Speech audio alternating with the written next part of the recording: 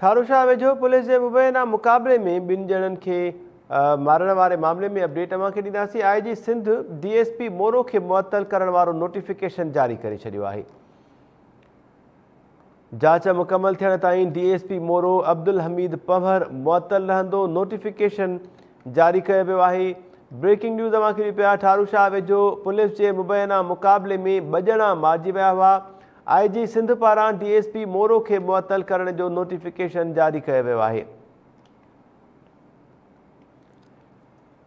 इन मामले की जांच मुकम्मल थियण ताईं DSP मोरो अब्दुल हमीद पंवर मुअत्तल रहंदो। नोटिफिकेशन जारी कयो वियो आहे। तफ़सील मालूम कयो था टाइम न्यूज़ ठारू शाह के रिपोर्टर गुलाम शबीर उजण खां।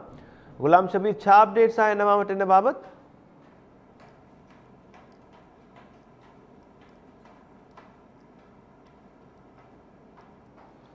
गुलाम शबीर, अवां टेलीफोन लाइन ते आहियो।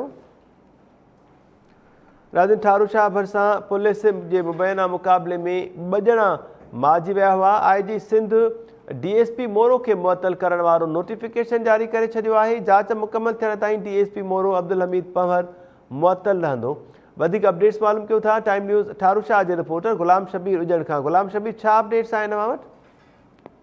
जी हाँ, ॿुधाईंदो ठारू शाह भरिसां अबड़ान जी हद में बिन नौजवाननि अतर ऐं मोहबत सोलंकीअ खे फुलफराई कंदड़ अब्दुल हमीद पंवर के जो IG सिंध मुश्ताक उमर जो मुअत्तल करे छॾियो आहे। अहिड़ो नोटिफिकेशन कयो आहे जंहिंमें नोटिफिकेशन में मुश्ताक उमर जो चयो आहे जेसीं ताईं जांच मुकम्मल थी थिए तेसि ताईं DSP मुअत्तल रहंदो। ऐं तव्हांखे ॿुधाईंदो हलां त राति देर सां नौशहर फुरन अबड़ान थाणे ते DSP ऐं 6 एहलकारनि मथां शीशन जे नौशहर फुरोज जी हुकूमत ते FIR दाख़िल कयो आहे। पर संदसि वारस जेके आहिनि उन FIR मां मुतमिन आहिनि। उन्हनि जो चवणु आहे त हिन में दहशती कलम जेके लागू न कया विया आहिनि। उन्हनि जो मुतालबो आहे त हिननि FIR में दहशती कलम लागू कया आहिनि। ऐं तव्हांखे ॿुधाईंदो हलां त इन हवाले सां DIG शहीद बेनज़ीर शर्जील खारिल बि हिकु GIG जोड़ी जंहिंजी अॼु इंक्वायरी आहे वारसनि खे ऐं DSP के SSP नौशहर फुरोज ऑफिस में तलब कयो आहे जंहिंमें बयान कलम कया वेंदा। जॾहिं त वारसनि पारां मुसलसल एहतिजाज कयो वञे त असांजे नौजवाननि खे